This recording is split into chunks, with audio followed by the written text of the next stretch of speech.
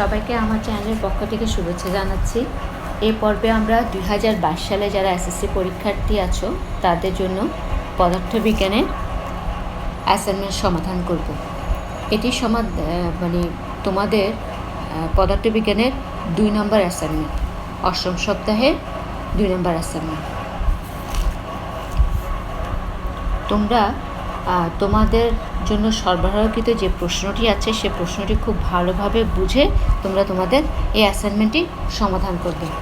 চলো আমরা একটু প্রশ্নটা আগে একটু বুঝে নিই, তারপরে আমরা সমাধানে যাব। আমাদের যে প্রশ্নটা আজকে দিয়েছে সে প্রশ্নটা খুবই মজার একটা প্রশ্ন। একজন সাইকেল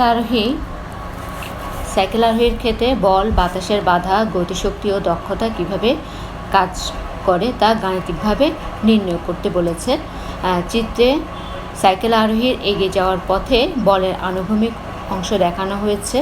একটা চিত্র দেওয়া আছে, সেই চিত্র থেকে কিভাবে সেখানে বল প্রয়োগ হচ্ছে সেটি সম্পর্কেও ধারণা দিয়ে দিয়েছে।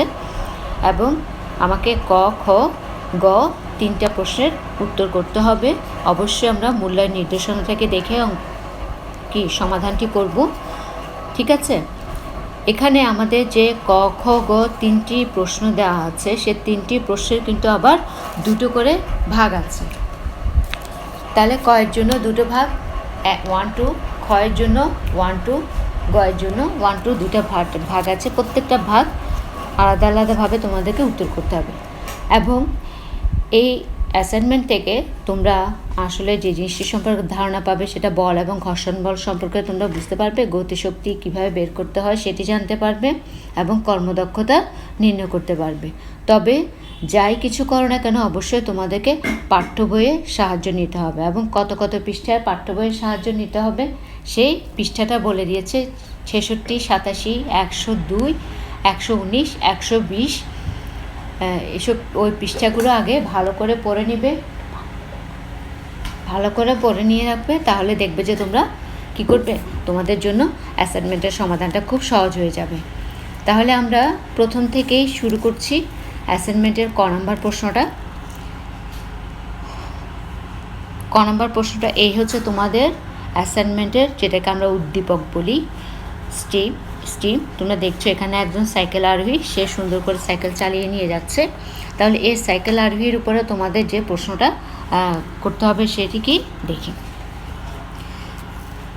এখানে আমরা এখান থেকে বল, বাতাসের বাধা, গতিশক্তি, দক্ষতা কিভাবে কাজ করবে এবং কিভাবে নির্ণয় করা, এই অ্যাসাইনমেন্ট থেকে কিন্তু মোটামুটি আমরা একটা প্রাইমারি ধারণা পেয়ে যাব।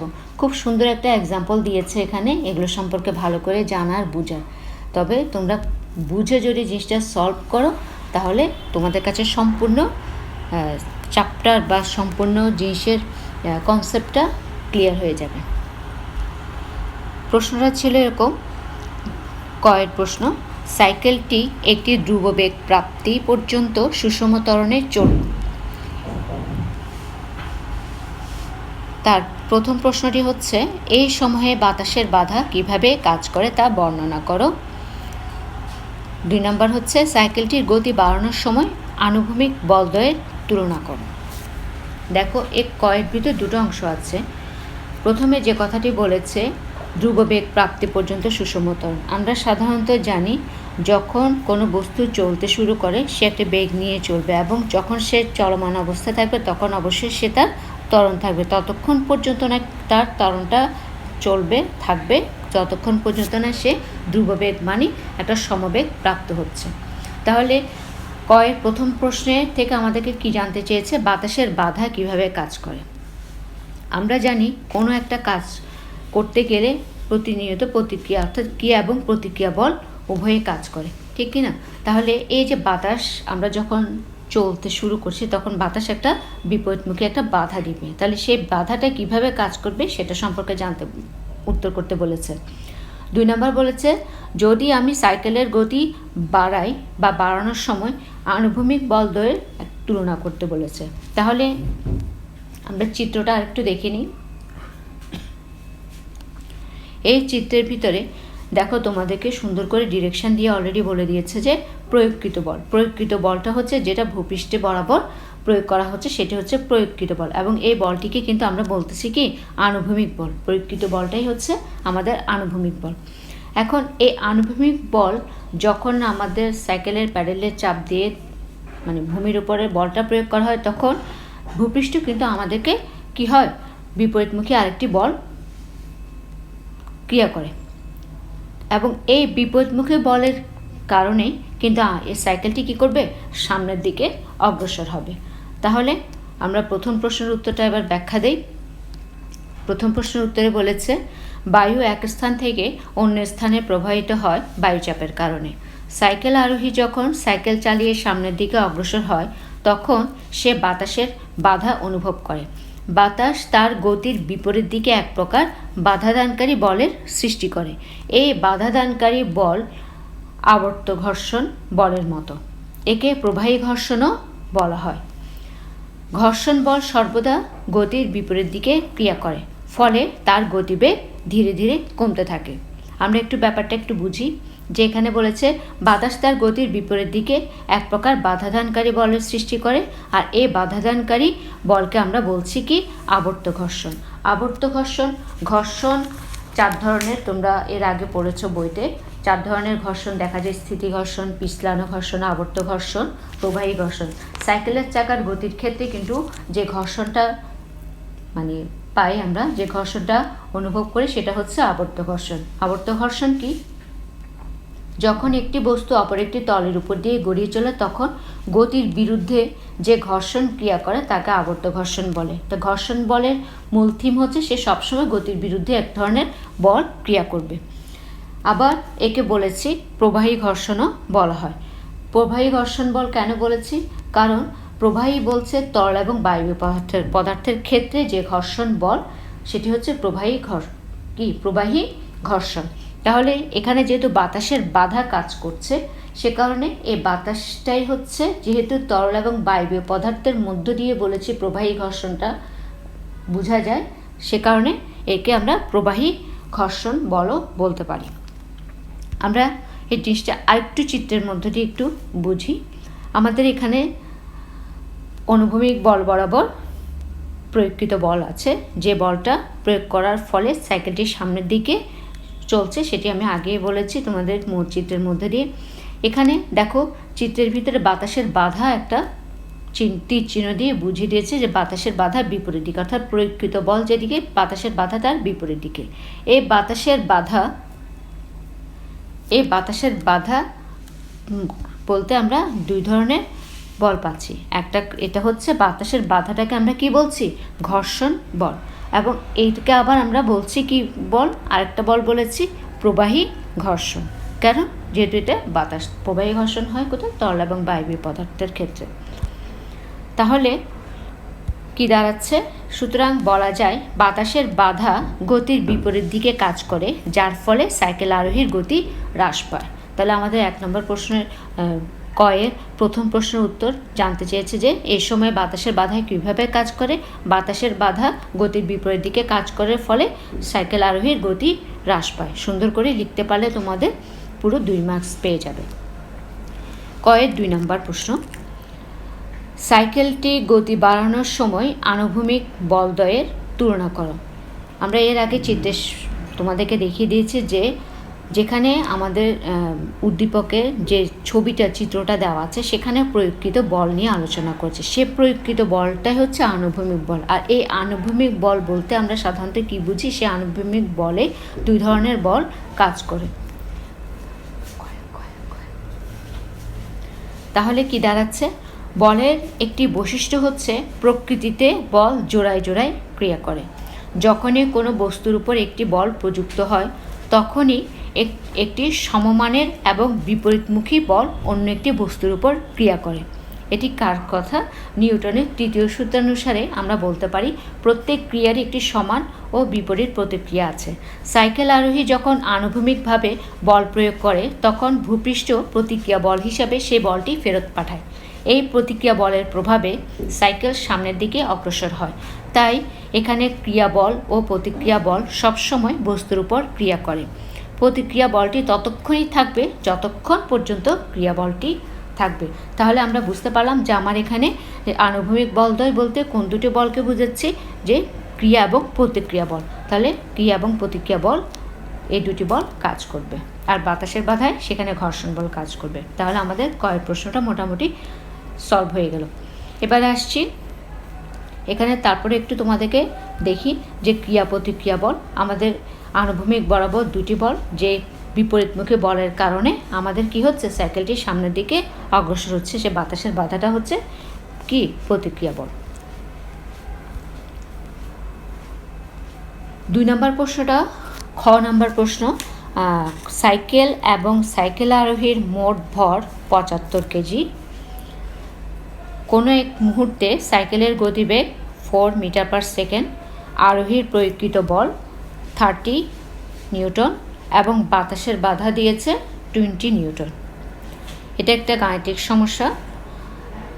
সাইকেল সহ আরোহীর মোট গতিশক্তি নির্ণয় করতে বলেছে এবং 2 নম্বরে বলেছে সাইকেল সহ আরোহী ত্বরণ বের করতে। আমাদের প্রথম যে কথাটা বলে দিয়েছে যে সাইকেলটি একটি ধ্রুববেগ প্রাপ্তি, তার মানে কি এখানে অবশ্যই একটি ত্বরণ কাজ করছে, সে ত্বরণটি আমাকে বের করতে বলেছে। তাহলে চলো সমাধানে চলে যাই। দেয়া আছে সাইকেল ও আরোহীর মোট ভর m 75 কেজি, সাইকেলের গতিবেগ v 4 মিটার পার সেকেন্ড, গতিশক্তি t বের করতে বলেছে। আমরা জানি গতিশক্তি t = ½ mv square, half into 75 into 4 square. আমরা ক্যালকুলেটরে ক্যালকুলেশন করে পেয়ে গেছি কত, 600 জুল। তাহলে সাইকেল সহ আরোহীর মোট গতিশক্তি কত পাচ্ছি, 600 জুল। 2 নম্বরে বলেছে সাইকেল সহ আরোহীর ত্বরণ। তাহলে সাইকেল সহ আরোহীর ত্বরণ বের করতে গিয়ে আমাদের এখানে কী কী দেওয়া আছে, সাইকেল সহ আরোহীর ভর দেওয়া আছে m 75 কেজি, আরোহীর প্রয়োগকৃত বল F1 30 নিউটন, বাতাসের বাধাজনিত বল F2 20 নিউটন, সাইকেলের উপর ক্রিয়ারত বল F = 30 - 20 নিউটন অর্থাৎ 10 নিউটন। অর্থাৎ এটা হচ্ছে তাদের নিট বল, অর্থাৎ আরোহীর যে বল প্রয়োগ করা হয়েছে সেটি এবং বাধাজনিত বল বাদ দিয়ে যেটি পাচ্ছি সেটি কিন্তু অ্যাকচুয়াল বল। তোমরা জানো যে ক্রিয়া প্রতিক্রিয়া, তাহলে সে বাধাদানকারী বলটা বাদ দিয়ে যেটাকে থাকবে সেটি আমাদের কি, কার্যকর বল। তাহলে ত্বরণ = আমরা জানি নিউটনের তৃতীয় সূত্র থেকে F = ma, সেখান থেকে a ক্যালকুলেশন করে পেয়েছি, a বা ত্বরণের মান পেয়েছি 0.0133 মিটার পার সেকেন্ড স্কোয়ার। তাহলে সাইকেল সহ আরোহীর ত্বরণ এসছে কত, 0.133 মিটার পার সেকেন্ড স্কোয়ার। আমাদের ক্ষয়ের সমাধান করলাম। এবার চলো গতে যাই। আমি গয়ের প্রশ্নটা একটু দেখছি। এখানে গতে দিয়েছে সাইকেলটি চলার সাথে সাথে প্যাডেল থেকে পেছনের দিকে চাকাতে শক্তি সঞ্চারিত হয়, প্যাডেলে শক্তি ইনপুটের সাথে কি ঘটে তা দেখাও।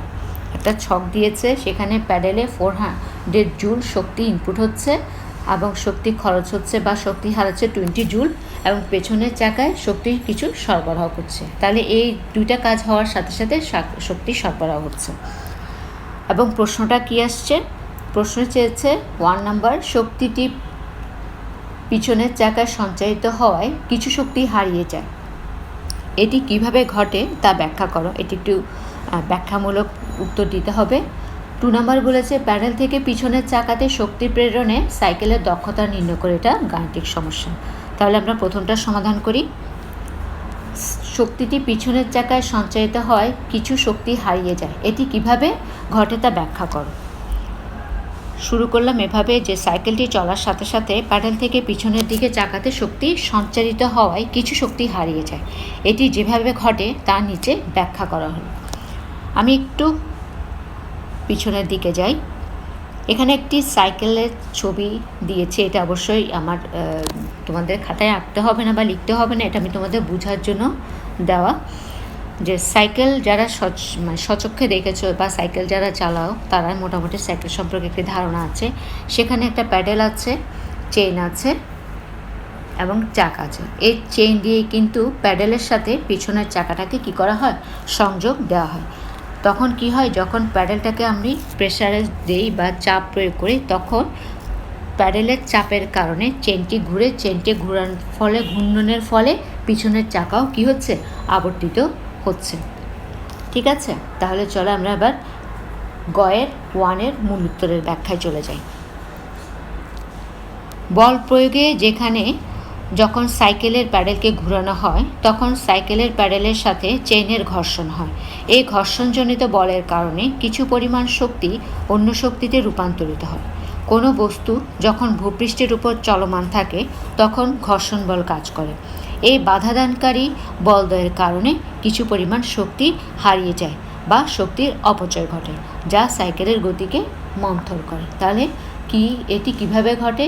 এর ঘটন হচ্ছে কিসের জন্য? ঘর্ষণজনিত কারণে। এই ঘর্ষণের কারণে সেখানে ঘর্ষণ মানে একটা বাধাদানকারী বল, আর বাধাদানকারী বলের মূল উৎস হচ্ছে সে সবসময় যে কোনো গতিকে কী করবে? কমিয়ে ফেলবে। তাহলে দেখো, তোমরা প্রায় সময় দেখেছো যে অনেক সময় সাইকেলে কি হয়, সাইকেলের চেইনে বা প্যাডেলে ঘর্ষণটা কমানোর জন্য আমরা সেখানে বিভিন্ন ধরনের তেল, গ্রিজ এগুলো ব্যবহার করে থাকি। তাহলে আমাদের গয়ের 1 নম্বরের উত্তর এটুকুই।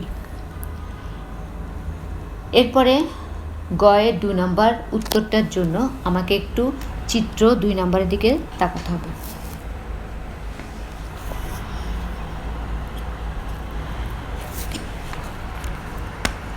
এখানে প্যাডেলে 400 জুল শক্তি ইনপুট হয়েছে, শক্তি হারিয়েছে 20 জুল,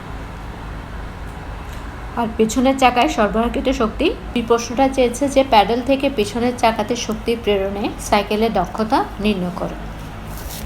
আমরা জানি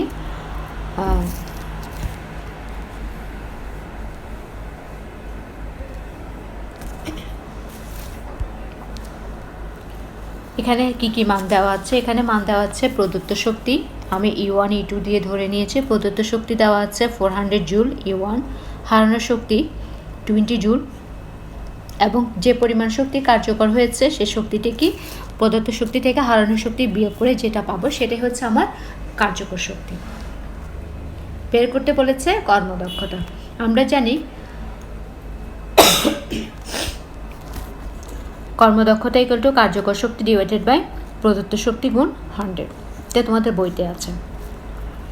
মানগুলো বসিয়ে দিয়ে আমরা যে রেজাল্টটা পাচ্ছি, কর্মদক্ষতা কত পার্সেন্ট, 95% কি সাইকেলের দক্ষতা নির্ণয় করা হলো। তাহলে সাইকেলের দক্ষতা কত পার্সেন্ট পেয়েছি? 95%। এই ছিল আমাদের গয়ের 2 নম্বরের উত্তর। আশা করি তোমরা সম্পূর্ণ অ্যাসাইনমেন্টের সমাধান বুঝতে পেরেছো। তোমরা চেষ্টা করবে এটা একটু বুঝে তোমাদের নিজের মতো করে উত্তর করতে। আগামীতে পরবর্তী অ্যাসাইনমেন্ট নিয়ে আলোচনা করবে। সে পর্যন্ত তোমরা ভালো থাকবে, সুস্থ থাকবে। আল্লাহ হাফেজ।